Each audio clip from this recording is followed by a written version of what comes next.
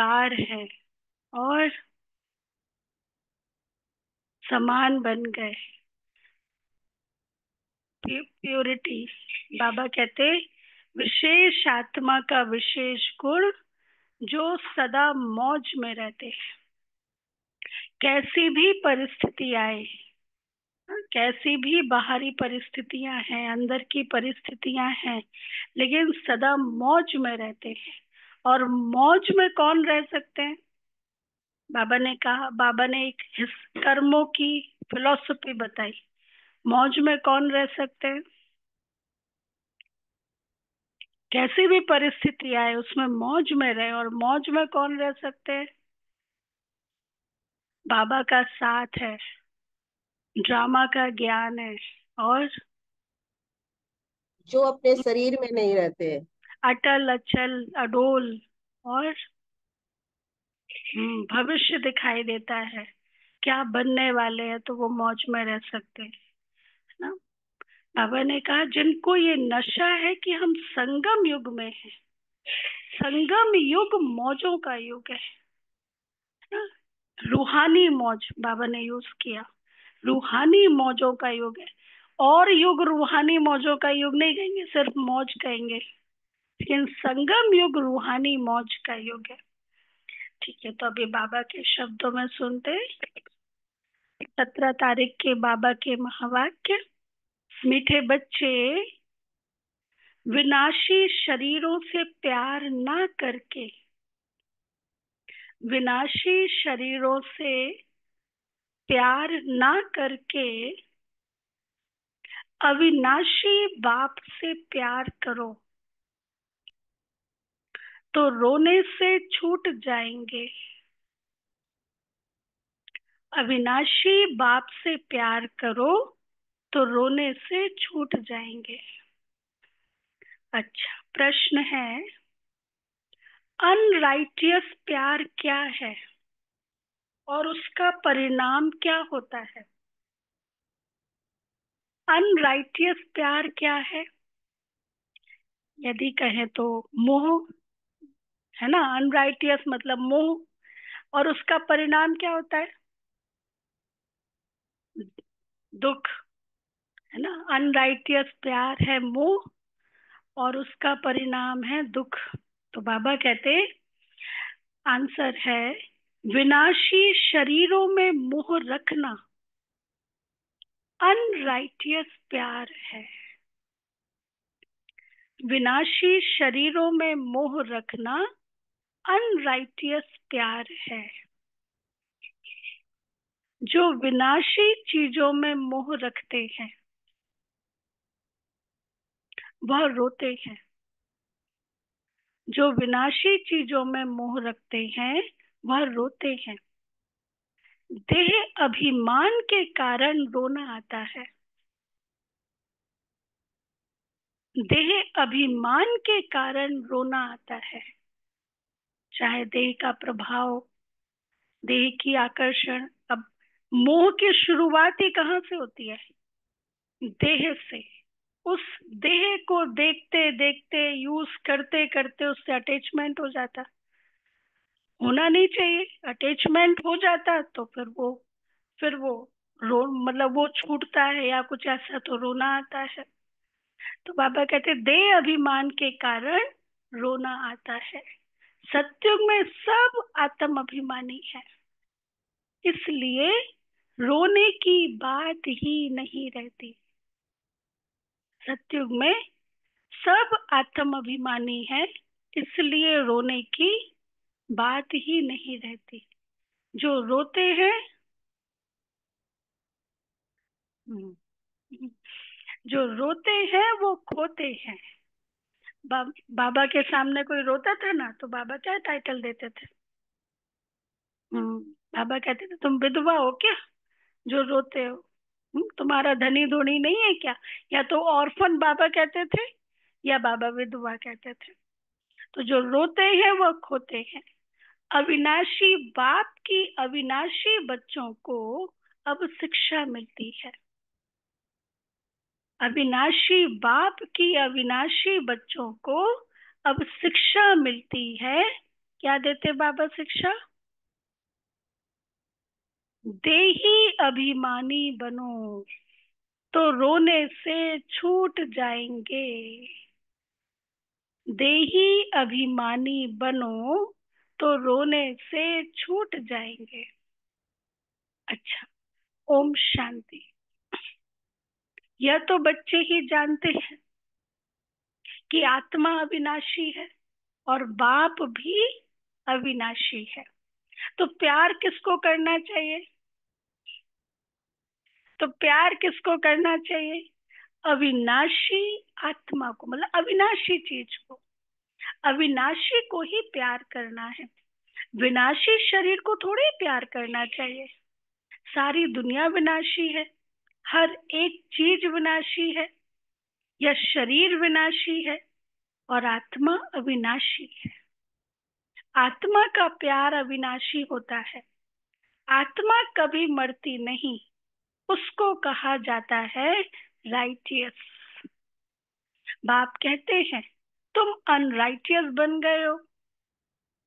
वास्तव में अविनाशी का अविनाशी के साथ प्यार होना चाहिए। ये है अनसर्टेनिटी में सर्टेन रहना, है ना। ये है, आज लोग पूछते हैं ना, हिल रहे हैं, उसमें अपने आप को सर्टेन कैसे रखें? तो जो सर्टेन है उसके साथ कनेक्शन होगा तो हिलेंगे नहीं। और जो अनसर्टेन है वो खुद हिल रहा है, मैंने उसको पकड़ा है तो मैं भी हिलूंगी ना। तो इसलिए बाबा कहते हैं, इसलिए अविनाशी का अविनाशी के साथ प्यार होना चाहिए।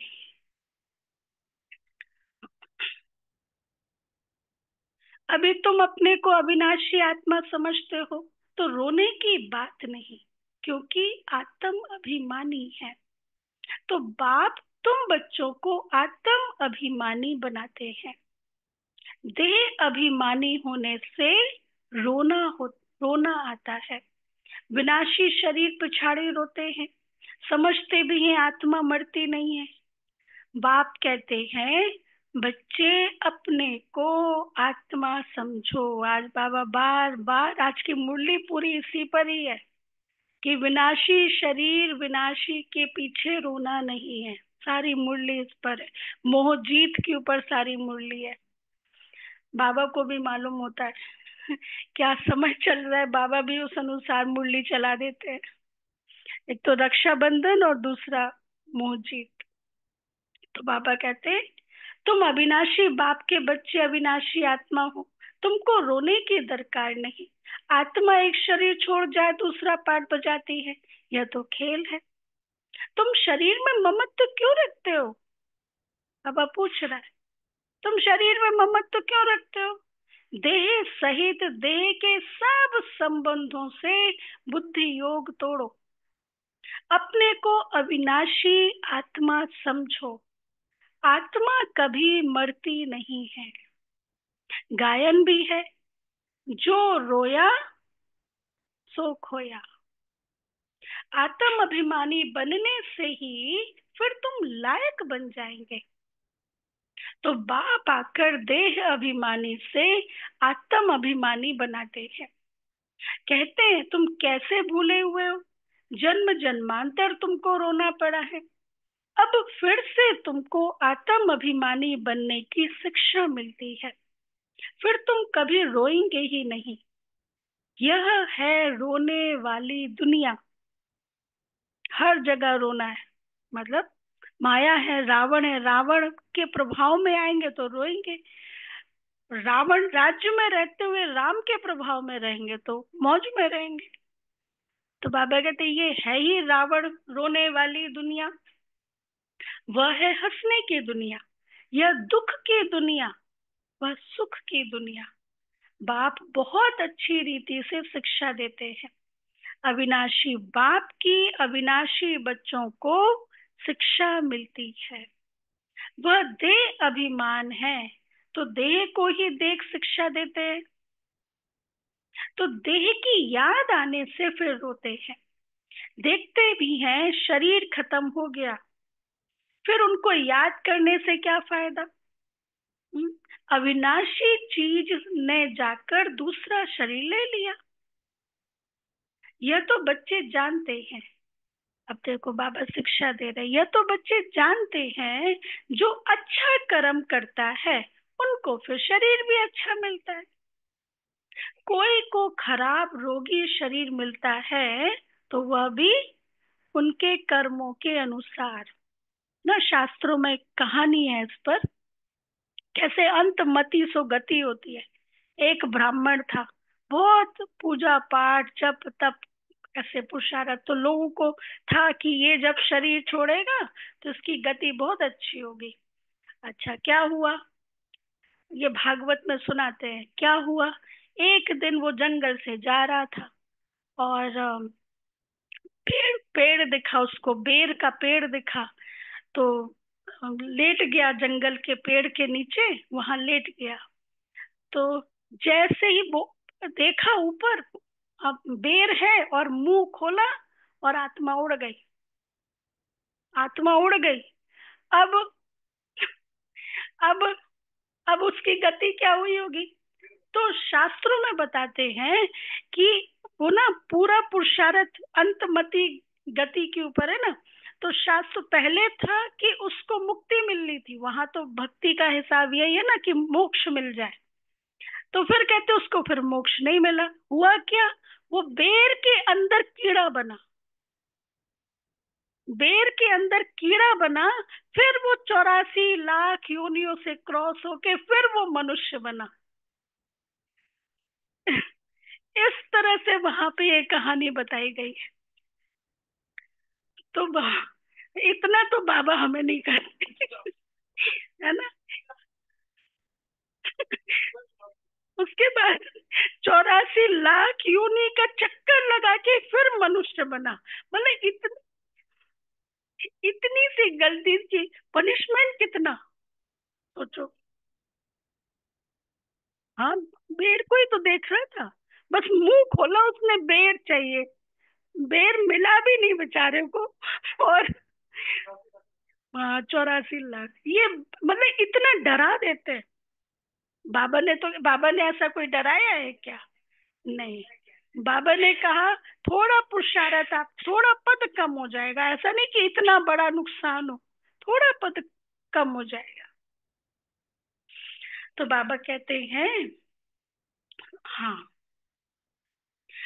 जन्म अच्छा मिलेगा फिर भी नीचे तो उतरना ही है। अच्छे कर्म करेंगे जन्म अच्छा मिलेगा, लेकिन फिर भी नीचे तो उतरना ही है। तुम जानते हो कि हम अभी चढ़ते कैसे हैं। भल अच्छे कर्मों से कोई महात्मा बनेगा, फिर भी कला तो कम होती ही जाएगी। बाप कहते हैं फिर भी ईश्वर को याद कर अच्छा कर्म करते हैं तो उनको अल्पकाल क्षण भंगुर सुख देता हूँ। फिर भी सीढ़ी नीचे तो उतरना ही है। नाम करके अच्छा हो। यहाँ तो मनुष्य अच्छे बुरे कर्मों को भी नहीं जानते हैं।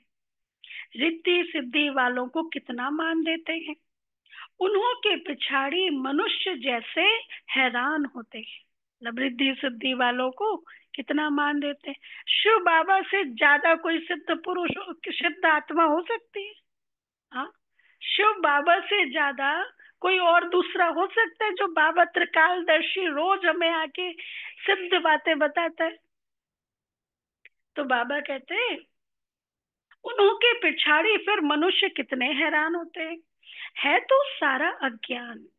समझो कोई इनडायरेक्ट दान पुण्य करते हैं, इनडायरेक्ट ना, मतलब डायरेक्ट शिव बाबा को नहीं, अज्ञान में इनडायरेक्ट करते हैं, धर्मशाला हॉस्पिटल बनवाते हैं, तो दूसरे जन्म में उसका एब्जा जरूर मिलता है। बाप को याद करते हैं, भल गालियां भी देते हैं, तो भी मुख से भगवान का नाम कहते हैं। बाकी अनजान होने कारण जानते कुछ नहीं। भगवान को याद कर रुद्र पूजा करते हैं, रुद्र को भगवान समझते हैं, रुद्र यज्ञ रचते हैं, शिव व रुद्र की पूजा करते हैं। बाप कहते हैं मेरी पूजा करते हैं, परंतु बेसमझी से क्या क्या बनाते रहते हैं, क्या क्या करते रहते हैं। जितने मनुष्य उतने उन्हों के गुरु हैं, जितने मनुष्य उतने उन्हों के गुरु हैं। झाड़ में नए नए पत्ते, टाल टालियां आदि निकलते हैं तो वह कितना शोभते हैं। सतोगुणी होने के कारण फिर उनकी महिमा होती है। जो शुरुआत में आते हैं टाल में, है ना, सतोगुणी होने के कारण फिर उनकी महिमा होती है। बाप कहते हैं कि यह दुनिया है ही क्या, विनाशी चीजों को प्यार करने वाली, और आप बच्चे हो अविनाशी आत्मा से प्यार करने वाले। कोई कोई का बहुत प्यार होता है तो मोह में जैसे पागल बन जाते हैं। बड़े बड़े सेठ लोग मोहवश पागल हो जाते हैं। माताओं को ज्ञान न होने कारण विनाशी शरीर पिछाड़ी विधवा कितना रोती याद करती रहती है। विधवा बन कितना रोती याद करती रहती है। अभी तुम अपने को आत्मा समझ और दूसरे को भी आत्मा देखते हो तो जरा भी दुख नहीं होता है। हाँ, हाँ। ना, लेकिन जब कर्म फिलॉसफी समझ लेंगे तो फिर डिपेंडेंसी नहीं होगी ना, तो फिर ये क्वेश्चन ही नहीं आएगा मेरा क्या होगा। तो बाबा कहते हैं, हाँ, पढ़ाई को सोर्स ऑफ इनकम कहा जाता है। पढ़ाई में एम ऑब्जेक्ट भी होती है, परंतु वह है एक जन्म के लिए। गवर्नमेंट से पगार मिलता है, पढ़कर धंधा धोरी करते हैं तब पैसे आदि मिलते हैं। यहाँ तो फिर बात ही नहीं है। तुम अविनाशी ज्ञान रत्नों से झोली कैसे भरते हो। आत्मा समझती है कि बाबा हमको अविनाशी ज्ञान खजाना देते हैं। भगवान पढ़ाते हैं तो जरूर भगवान भगवती ही बनाएंगे, परंतु वास्तव में इन लक्ष्मी नारायण को भगवान भगवती समझना रॉन्ग है। अभी तुम बच्चे जानते हो, ओहो, जब हम देह अभिमानी हो जाते हैं तो क्या होता है। देह अभिमानी बॉडी कॉन्शियस में आ जाते हैं तो क्या होता है, तो हमारी बुद्धि कितनी डिग्रेड हो जाती है ना। बुद्धि की जो क्वालिटी है सतो प्रधान से तमो प्रधान बन जाती है। जैसे जानवर बुद्धि बन जाते हैं। जानवरों की सेवा भी बहुत अच्छी होती है। मनुष्यों की तो कुछ भी नहीं, रेस के घोड़ों आदि की कितनी संभाल होती है। यहाँ के मनुष्यों की देखो क्या हालत है। हाँ, और जानवरों की देखो। अच्छा, अब देखो, कुत्ते को कितना प्यार से संभालते हैं, चाटते रहते हैं, साथ में सुलाते भी है। वो सुना था ना, कोरोना के टाइम पे एक कुत्ते के लिए एरोप्लेन बुक किया था, उसको दुबई से बुलाया था, पूरा एरोप्लेन बुक किया था। ऐसा कुछ मुझे अच्छे से याद नहीं है, लेकिन एक मालिक को यहाँ दिल्ली में बुलाना था तो सिर्फ एक कुत्ते के लिए। तो बाबा कहते हैं कुत्ते को कितना प्यार से संभालते हैं, चाटते रहते हैं, साथ में सुलाते भी हैं। देखो दुनिया का क्या हाल हो गया। हमारे यहाँ एक बहन आते हैं सीआर पार्क से, अभी कुछ समय से नहीं आ रहे, तो उनके यूएसए में उनके बच्चे हैं, तो उन्होंने बच्चे नहीं किए, डॉग्स पाले हुए हैं। कहते हैं ये फेथफुल है, वो फेथफुल नहीं होते। तो मैंने पूछा परिवार में और कौन कौन है, तो कहा मम हमारे दो डॉग्स हैं। बहुत बढ़िया। तो बाबा कहते वहां सत्युग में यह धंधा होता नहीं है। तो बाप कहते हैं बच्चों, तुमको माया रावण ने अनराइटियस बना दिया है। अनराइटियस राज्य है ना, कुछ भी राइट हो रहा है। सबसे बड़ा अनराइटियस क्या है, सबसे बेसिक शुरुआत, अपने को शरीर समझना, शरीर समझ के हर कार्य करना। मनुष्य अनराइटियस तो सारी दुनिया भी अनराइटियस हो जाती है। राइटियस और अनराइटियस दुनिया में देखो फर्क कितना है। कलयुग की हालत देखो क्या है। मैं स्वर्ग स्थापन कर रहा हूँ तो माया भी फिर अपना स्वर्ग दिखाती है, टेम्पटेशन देती है। ऑफिशियल धन कितना है, समझते हैं हम यहाँ ही स्वर्ग में बैठे हैं। स्वर्ग में थोड़े ही इतने ऊंचे 100 मंजिल के मकान आदि होते हैं। कैसे कैसे मकान सजाते हैं। वहां तो डबल स्टोरी के भी मकान नहीं होते। सत्युग में सिंगल हाउस, डबल जरूरत ही नहीं है, इतनी जमीन है। डबल स्टोरी के भी मकान नहीं होते। मनुष्य ही बहुत थोड़े होते हैं। इतनी जमीन तुम क्या करेंगे। अच्छा, यहाँ फिर जमीन के पिछाड़ी कितना लड़ते झगड़ते रहते हैं। वहां सारी जमीन तुम्हारी रहती है। कितना रात दिन का फर्क है। वह लौकिक बाप या पारलौकिक बाप है। पारलौकिक बाप बच्चों को क्या नहीं देते हैं। आधा कल्प तुम भक्ति करते हो, बाप साफ कहते हैं इनसे मुक्ति नहीं मिलती है। जो तुम भक्ति करते हो, बाबा साफ कहते हैं इनसे मुक्ति नहीं मिलती है। मुक्ति कैसे मिलती है। खुद को बाबा की याद से पवित्र बनाने से मुक्ति मिलती है। क्योंकि जो स्थान जैसा होता है वहां जाने के लिए वैसे ही कॉस्ट्यूम पहनना होता है ना। परम धाम एकदम पवित्र स्थान है, तो वहां पे भी जाने के लिए पतित थोड़ी ना जा सकते। पवित्र कॉस्ट्यूम चाहिए, आत्मा पवित्र चाहिए। तो बाबा कहते हैं आधा कल्प तुम भक्ति करते हो, बाप साफ कहते हैं इनसे मुक्ति नहीं मिलती है। अर्थात मेरे से नहीं मिलते हैं तो मुक्ति नहीं मिलती। तुम मुक्ति धाम में मेरे से मिलते हो। मैं भी मुक्ति धाम में रहता हूँ, तुम भी मुक्ति धाम में रहते हो। फिर वहां से तुम स्वर्ग में जाते हो। वहां स्वर्ग में मैं नहीं आता हूँ। यह भी ड्रामा है। फिर हू बहू ऐसे रिपीट होगा। फिर यह ज्ञान भूल जाएगा, प्राय लोप हो जाएगा। जब तक संगम युग नहीं आया है तब तक गीता का ज्ञान हो कैसे सकता। बाकी जो भी शास्त्र आदि हैं वह सब है भक्ति मार्ग के शास्त्र। अब तुम नॉलेज सुन रहे हो। मैं बीज रूप ज्ञान का सागर हूँ। आज बाबा ने अपना टाइटल दिया, मैं बीज रूप ज्ञान का सागर हूँ। तुमको कुछ भी करने नहीं देता। किस रूप में।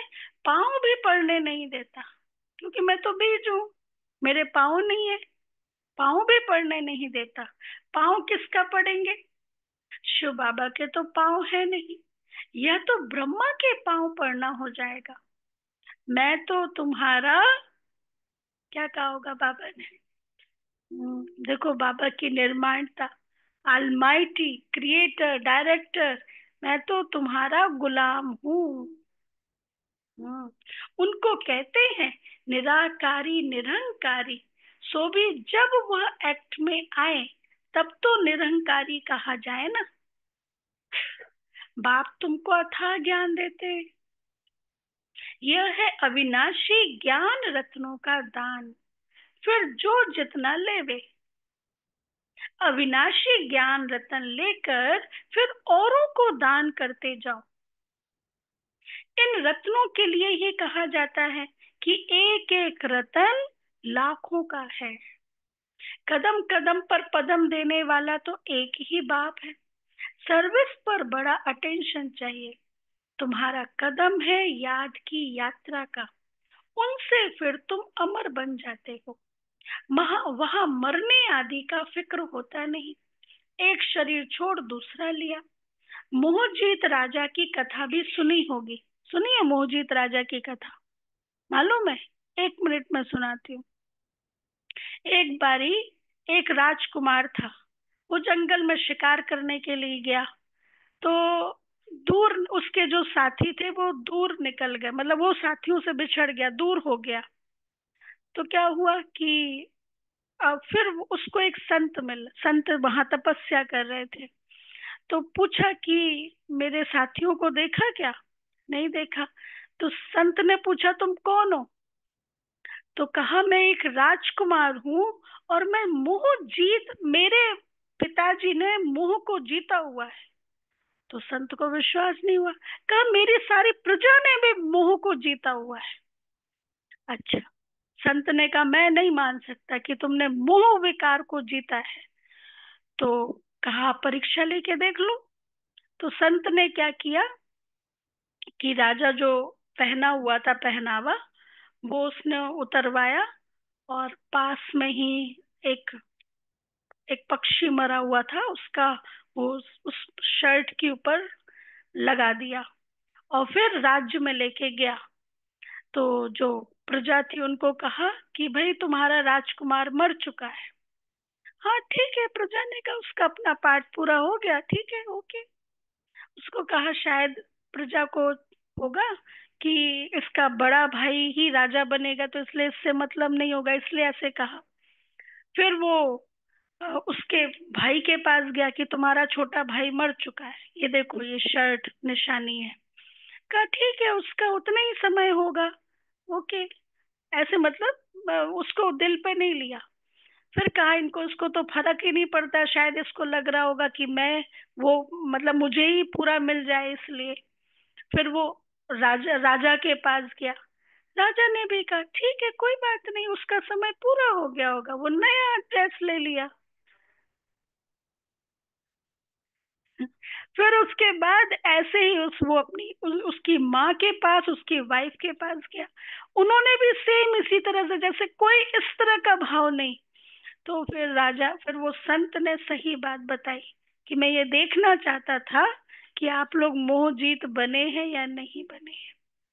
तो ये बाबा कहते हैं कि मोह जीत राजा की भी कहानी है।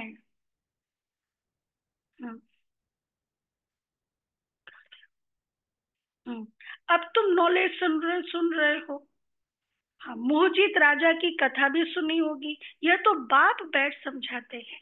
अब बाप तुमको ऐसा बनाते हैं, यह अभी की ही बातें हैं। देखो, मोह ही एक ऐसा विकार है जो ऐसा लगता है कि ये कोई गुणों से युक्त है, होता विकार है।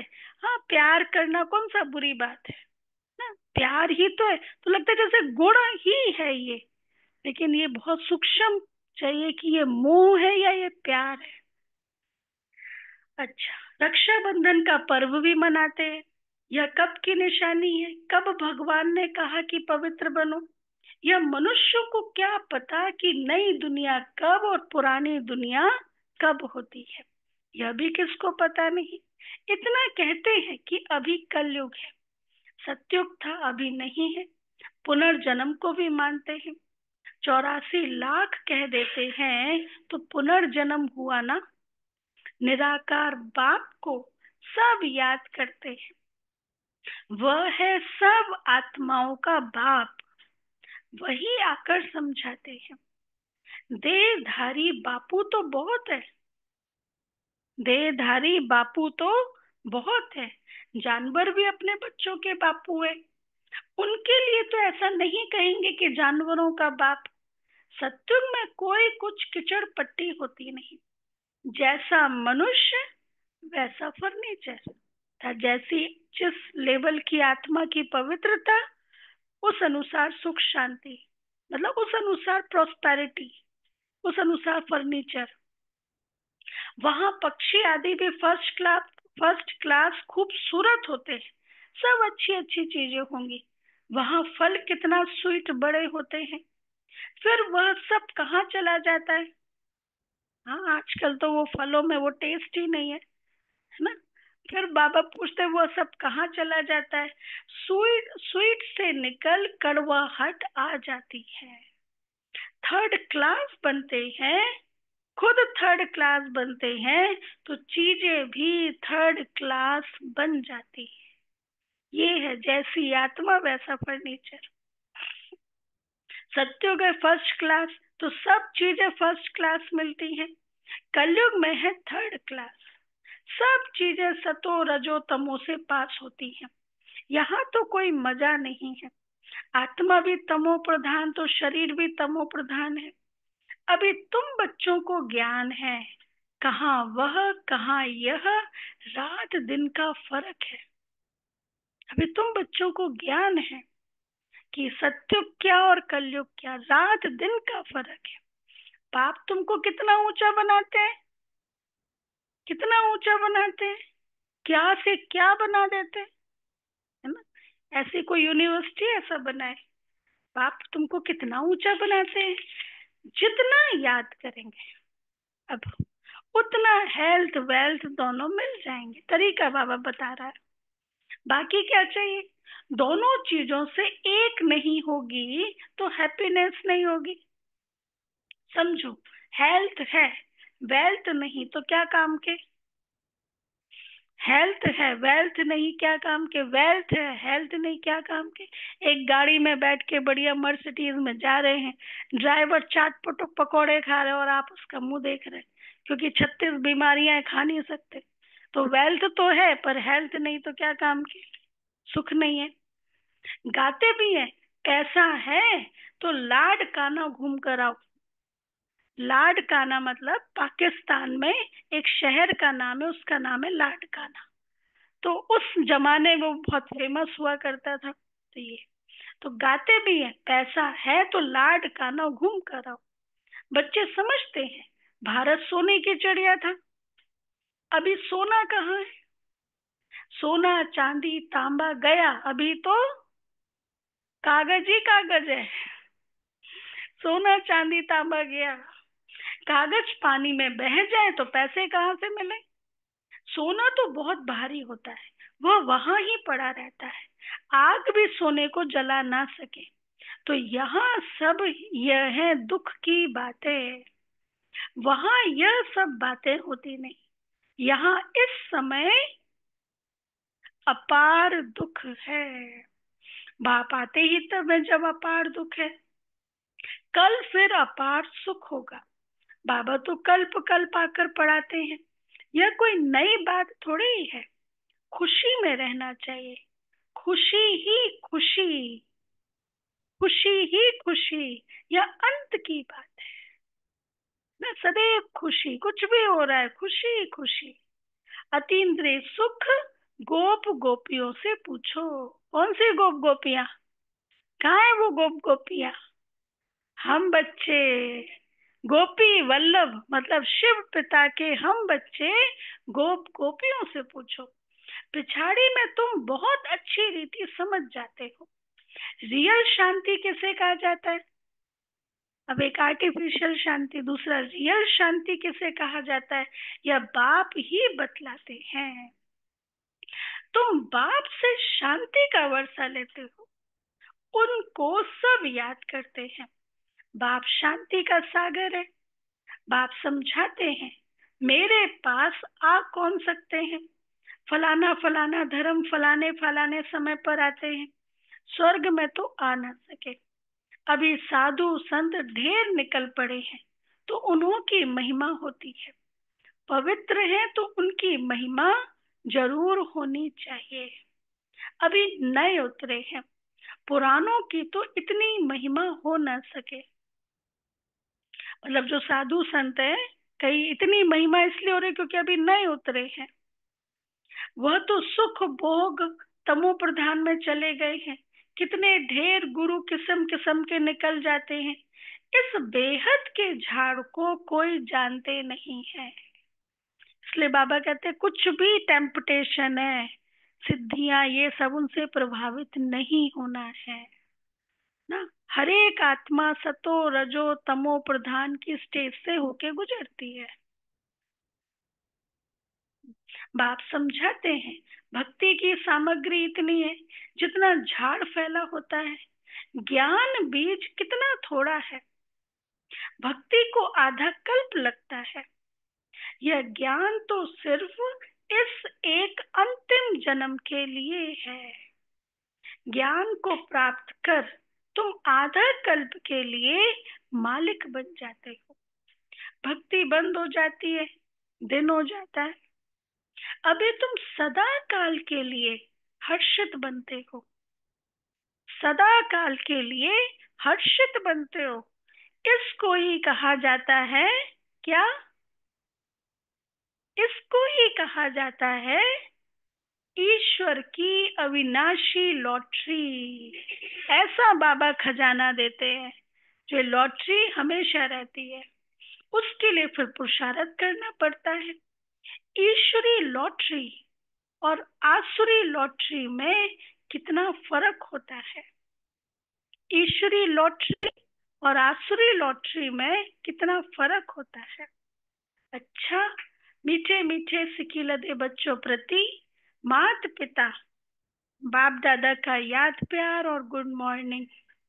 रूहानी बाप की रूहानी बच्चों को नमस्ते। नमस्ते। हम हम रूहानी रूहानी बच्चों की बच्चों की रूहानी बाप दादा को याद याद प्यार प्यार गुड मॉर्निंग नमस्ते शुक्रिया बाबा, बाबा। शुभ प्यारा बाबा, थैंक यू बाबा, वाह बाबा वाह। धारणा के लिए मुख्य सार। पहला पॉइंट, तुम्हारे याद के हर कदमों में पदम है।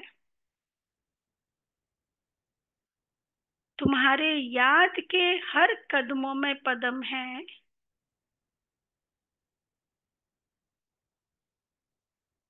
इससे ही अमर पद प्राप्त करना है।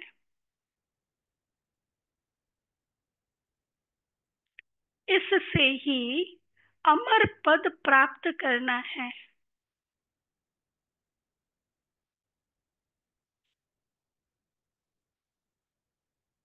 अविनाशी ज्ञान रतन जो बाप से मिलते हैं,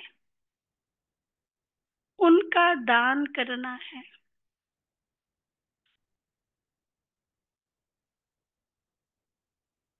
अविनाशी ज्ञान रतन जो बाप से मिलते हैं, उनका दान करना है। सेकंड पॉइंट, आत्म अभिमानी बन अपार खुशी का अनुभव करना है। आत्म अभिमानी बन अपार खुशी का अनुभव करना है।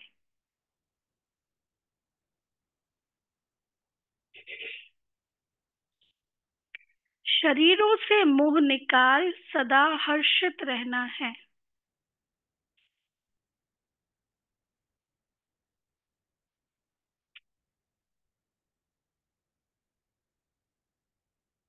मोह जीत बनना है। मोह जीत बनना है। अच्छा, वरदान है, हर घड़ी को अंतिम घड़ी समझ। हर घड़ी को अंतिम घड़ी समझ सदा रूहानी मौज में रहने वाली विशेष आत्मा भव। हर घड़ी को अंतिम घड़ी समझ सदा रूहानी मौज में रहने वाली विशेष आत्मा भव। डिटेल, संगम युग रूहानी मौजों में रहने का युग है, इसलिए हर घड़ी रूहानी मौज का अनुभव करते रहो। कभी किसी भी परिस्थिति या परीक्षा में मूंझना नहीं। मूंझना मतलब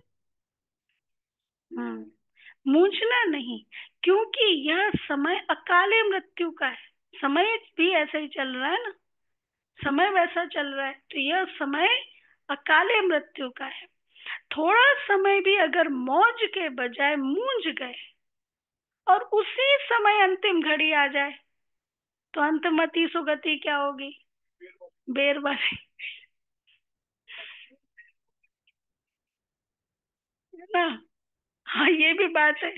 जो कंफ्यूजन में क्या जन्म लेगा, होगा इतने सारे 84 लाख, उन्होंने कहा है ना कोई का गुण होगा ऐसा कुछ जो हमेशा कंफ्यूजन में रहता होगा। तो बाबा कहते हैं, मतलब भक्ति मार्ग के अनुसार, बाबा ने तो ऐसा कुछ कहा नहीं है, हम्म। तो बाबा कहते हैं और उसी समय अंतिम घड़ी आ जाए तो अंतमति सुगति क्या होगी। इसलिए भक्ति मार्ग में क्या कहते हैं, कब शरीर छूटे, हाँ, जब गंगा का तट हो, गंगा जल मुख में हो। है भक्ति मार्ग में कई ऐसे गीत बने हुए हैं।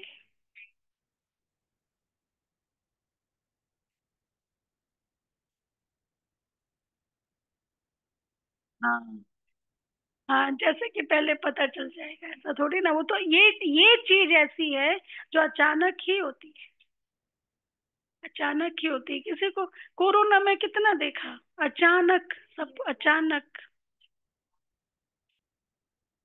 हाँ। इसलिए बाबा कहते एवर रेडी का पाठ, इसलिए एवर रेडी का पाठ पढ़ाया जाता है हमें। इसलिए मम्मा का स्लोगन है ना, हर घड़ी अंतिम घड़ी है, हुक्म ही हुक्म चलाए रहा है, हर घड़ी अंतिम घड़ी है। एक सेकंड भी धोखा देने वाला हो सकता है। इसलिए स्वयं को विशेष आत्मा समझकर हर संकल्प, बोल और कर्म करो और सदा रूहानी मौज में रहो। सदा रूहानी मौज अर्थात भगवान और भाग्य की स्मृति में। ये है रूहानी मौज। अच्छा, स्लोगन, अचल बनना है तो व्यर्थ और अशुभ को समाप्त करो। अचल बनना है तो व्यर्थ और अशुभ को समाप्त करो। अच्छा, व्यक्त इशारे